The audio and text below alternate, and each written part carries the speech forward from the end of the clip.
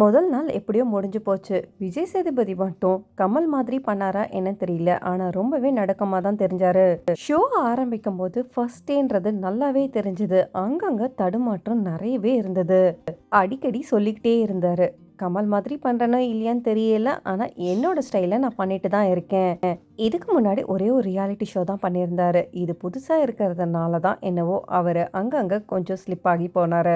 ஒவ்வொரு கண்டஸ்டன்ட் கிட்ட பேசும்போதும் பார்த்து பார்த்து தான் பேசினாரு. ஆனா அவரோட ஸ்டைல அங்கங்க கொஞ்சம் மெயின்டைன் பண்ணிட்டு தான் இருந்தாரு. அவருக்கு ரொம்பவே ஆச்சரியமான விஷயம் என்னன்னா, சச்சனா வந்ததுக்கு அப்புறம் தான் எதுக்காக நீ வந்த, யாரை கேட்டு வந்தேன்னு சொல்லிட்டு அதிகாரமா கேட்டாரு. ரொம்பவே பயந்து போய் தான் இருந்தாங்க. அதுக்கப்புறம் அவரு ஒரு கான்ஃபிடென்ட் கொடுத்தாரு. உனக்கு என்ன வேணாலும் என்ன கூப்பிடு, அப்பானாலும் கூப்பிடு, உனக்காக நான் இருக்கேன்னு சொல்லிட்டு அவரோட சப்போர்ட் இப்பவே நமக்கு தெரிஞ்சு போச்சு. அடுத்ததா மத்தவங்க வந்தாலுமே ஜெஃப்ரி வந்ததுக்கு அப்புறம் ரொம்பவே கனெக்டடா இருந்தாரு. எனக்குள்ள அவனை பார்க்கறேன்ற மாதிரி தான் அவரோட கண்ணும் பேசிட்டு இருந்தது. இப்பவே கொஞ்சம் ஸ்லைட்டா தெரிஞ்சு போச்சு இவரோட சப்போர்ட் யாருக்காக இருக்க போகுதுன்னு சொல்லிட்டு. அதுக்கப்புறம் வந்ததுக்கு அப்புறம் தான் வேணையேன்னு சொல்லணும். பிக் பாஸ் பொறுத்த வரைக்கும் இப்ப கேர்ள்ஸும் சரி பாய்ஸும் சரின்னு பிரிச்சுட்டாங்க. இப்ப வந்த 4 பேர் பொறுத்த வரைக்கும் அவங்க கேர்ள்ஸ் ரூமை சூஸ் பண்ணிட்டாங்க. அதே மாதிரி 4 பேர் இருந்த பாய்ஸ்மே விட்டு கொடுக்கவே இல்லை.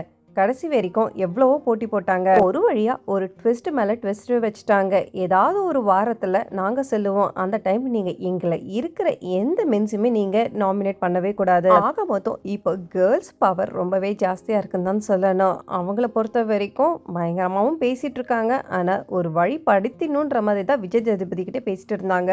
இந்த சீசனை நாங்க தான் ஜெயிப்போம் சொல்லிட்டு ஒரு பாய்ஸ் கேங்கும் சுத்திட்டு இருக்கு. இதுல முக்கியமா சொல்ல போனோம்னா ரவி இருக்காருல்ல, ரிவ்யூவர், அவரை வச்சு செய்யறதுக்கு வெளியில ஒரு கேங்கே வெயிட் பண்ணிட்டு இருக்கு.